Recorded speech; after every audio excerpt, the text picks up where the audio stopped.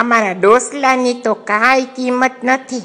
હે, આજકાલની નવી પ્રજાને એમ છે કે એ લોકોને બધું ખબર છે, અમે તો ગોચા જેવાને કાંઈ ખબર નથી. એમને ગધેડીનાઓને પેદા કર્યા હતા ને મોટા કર્યા. હે, અને સ્કૂલે મોકલાવ્યા, યુનિવર્સિટી મોકલાવ્યા, એમને ગધેડીનાઓને ડિગ્રી ને ડૉક્ટર ને લોયર ને ફલાણા ને ઢીકડા થઈ ગયા. અને હવે અમે ડોસલા તો અકલ વગરના કાંઈ ભાન નથી. હે, ડોસલાને કોઈ દિવસ કાંઈ કહેવાય નહીં, આને આમ નહીં કહેવાનું. અને વરસના વચ લેદી ખોટે મીઠા થવા આવે, કાં છોકરાઓને બેબી સિટિંગ કરવું હોય, સમર આવે એટલે અમારી પાસે આવે, ખોટે ખે ખૂખું કરતા હોય, પછી ફરવા જાય. અને અમે છોકરાઓને રાખીએ બેબી સીટર. એમ નથી કરતો, અમને છોકરાઓ નથી ગમતા. પણ ડોસલાઓની તો કાંઈ કિંમત નથી હો. એમ સાઈડમાં જાણે રાખી દીધા શોભાના. એ મહેમાન આવે કે તમે રૂમમાં બેસજો, અહીંયા નહીં આવતા, અમારા દોસ્તાર આવી છે. હે, ગધેડીની ઢીંચવામાંથી નવરી નહીં થાય.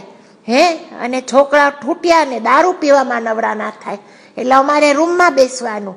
હે, ઠાકોરજીનો સત્સંગ કરવો તો એ રૂમમાં કરવાનો, પૂજા કરવી તો એ રૂમમાં કરવાનું. એ લોકોની સામે કાંઈ ના કરવાનું, એ લોકોને ભગવાન નડે. પણ નવરાત્રિ આવે તો ખોટા ફેશનની માયાઓ બધા ગરબા રમવા જાય, કાંઈ ભાન તો ન હોય માતાજીનું. હે, અને આપણે કે પૂજા કરાવો ને કથા કરાવો ને આમ કરાવો, કાંઈ ના કરવું હોય. પછી જો આડું અવડું કાંઈ થઈ ગયું જિંદગીમાં તો ભગવાનનું નામ લેવા માંડે, ખબર નહીં કે કયા ભગવાન ક્યાંનું, હું પૂછવા માંડે what is this and what is that. હે, અમારી ડોસલીઓનું તો કાંઈ કિંમત જ નથી. બસ એમ થાય કે એક લાબુડી ડોસી બેઠી છે સામે ઘરમાં, બીજું કાંઈ નહીં. માચું કહું છું, આજકાલના છોકરાઓને અમારી કાંઈ કિંમત નથી હો. ભૂલી ગયા કે અમે કેવા નાના હતા, કેવું કામ કરતા, કેવું ઘર હલાવતા. હે, કેટલા માણસની રસોઈ કરતા, 20 સિલિંગમાં ઘર ચાલતું ત્યારે.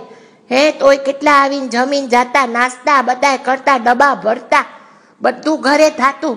ત્યારે કાંઈ દુકાનો ગધેડીનું ટેકઅવે ને માઇક્રોવેવ ને ફલાણું ઓવન ને કાંઈ નહોતું, બધું હાથેથી કરતા. તોય અમે તો અકલ વગરના, અમારામાં કાંઈ અકલ જ નથી. We are useless. હે, ડોસલાનું કાંઈ કિંમત નથી હવે બેન. હું કેવું મારે, આજકાલના છોકરા ફાટીને દ્વારે ગયા, જરાય રિસ્પેક્ટ નથી.